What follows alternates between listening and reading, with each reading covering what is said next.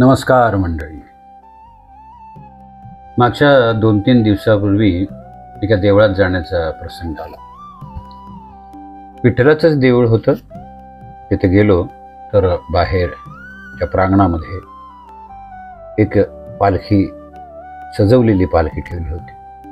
छान बिछाईत होती. त्यावर चाफ्याची फुलं, मोगऱ्याची फुलं पसरली होती. सगळा सुगंध भरून वाहत होता आसमंतामध्ये.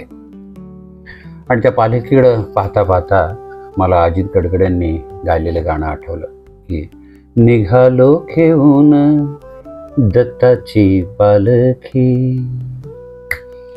तसं पालखी म्हणलं तर चटकन आपल्याला ज्ञानोबांच्या आणि तुकारामांच्या आळंदी आणि देहू गावाहून निघणाऱ्या पालख्यांची आठवण आल्याशिवाय राहत नाही.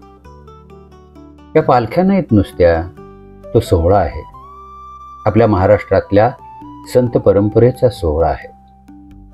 ज्ञानोबा तुकारामच्या काळात पंढरीकडे धाव घेणारी ही पालखी, तिनं आता स्वतःचं स्वरूपच बदललं आहे. आता पालखीसुद्धा खूप मोठं नियोजनाचं कार्यक्षेत्र झालेलं आहे. पण पालखीचं गांभीर्य काय आहे? पालखी म्हणजे काय? फक्त माणसांनी स्वतःच्या खांद्यावरून वाहिलेली देवाची प्रतिमा का पादुकांची मिरवणूक? नाही नाही नाही मित्रांनो, पालखीचा अर्थ तसा नाही आहे. मला उमजलेला अर्थ म्हणजे तुम्ही विचाराल, मग तुम्ही नाही नाही म्हणताय तर तुम्हाला त्या पालखीचा अर्थ काय उमजलाय आम्हालाही सांगा. मला असं वाटतं पालखी म्हणजे एका जागी राहणाऱ्या भक्तीचा प्रवाही स्वरूपातील उत्सव.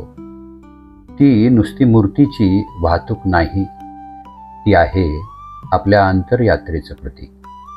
एक अशी यात्रा जिथे वारकऱ्यांसारखा साधा माणूस गरीब श्रीमंत भेद विसरून, स्वतःचा अहम विसरून विठुरायाशी एकरूप समरस होण्याचा प्रयत्न करतो. मुखाने त्याच्या नामाचा गजर करतो. ती आहे पालखी. काय असतं ना पालखीमध्ये? फक्त संतांच्या पादुका म्हणजे देहाचं अस्तित्व नसतं, फक्त असते खून.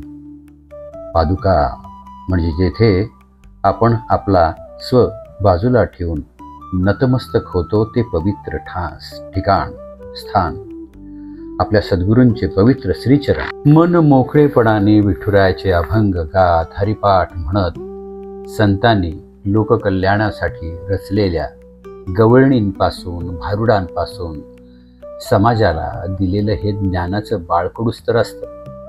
हा पालखीचा प्रवास म्हणजे ज्ञान प्रचाराचा प्रवास आहे, अध्यात्माचा प्रवास आहे. संपूर्ण मानव एक आहे, तेथे भेदाभेद नाही.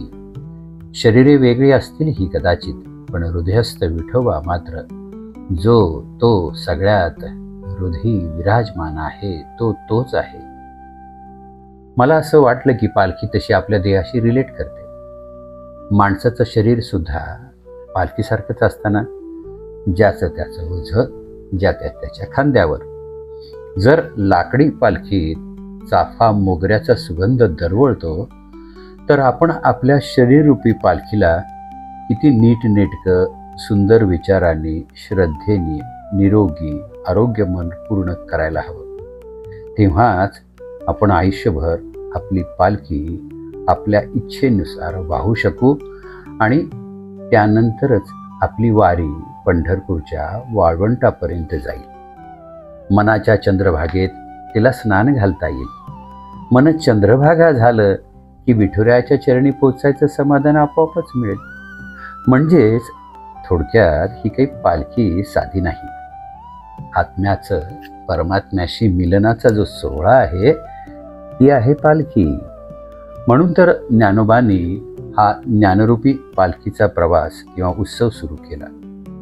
सर्वसामान्य गोरगरीब यांना जे गीतेतलं ज्ञान माहिती नव्हतं ते त्यांनी आपल्या भावार्थ ज्ञानेश्वरीतून सांगितलं, उलगडलं आणि ही ज्ञानाची पालखी उचलली.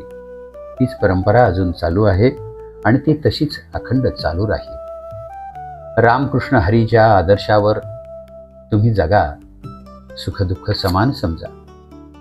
पालखीच्या वाटेवर ऊन पाऊस वारा येणारच, तो सोसण्याची ताकद या नामात आहे, विठ्ठलाच्या भक्तीत आहे. इथे प्रत्येक वारकरी विठ्ठलच आहे, प्रत्येक वारकरी रामकृष्णाचंच रूप आहे.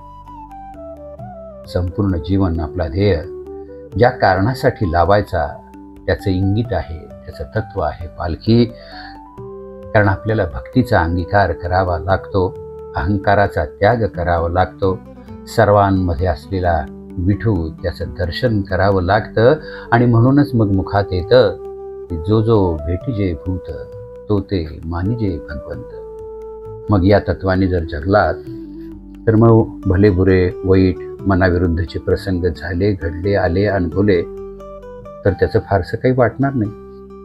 मित्रांनो, ही पालखी पालखी नाही तर ती आहे अंतरंगातली शुद्धता, अंतरंगाची साधना, भक्तीचा प्रवास, प्रेमाचा अनुभव, आत्म्याची किंवा आत्म्याचा शोध. स्वतःला विसरून सगळ्यांमध्ये एकरूप व्हा. सेवा समर्पण भाव तुमचा तुम्हाला कळायला लागेल. हेवे दावे संपतील, द्वैत विरून जाईल आणि चालता चालता जीवनाच्या यात्रेमध्ये तुम्हाला भगवंताची अनुभूती आल्याशिवाय राहणार नाही. थोडक्यात तो पंढरीचा राणा त्याला भेटायचं नाही तर स्वतःतल्या विठोबाला भेटायची यात्रा म्हणजे तुमच्या देहाची ही कावड आहे, देहाची ही पालखी आहे.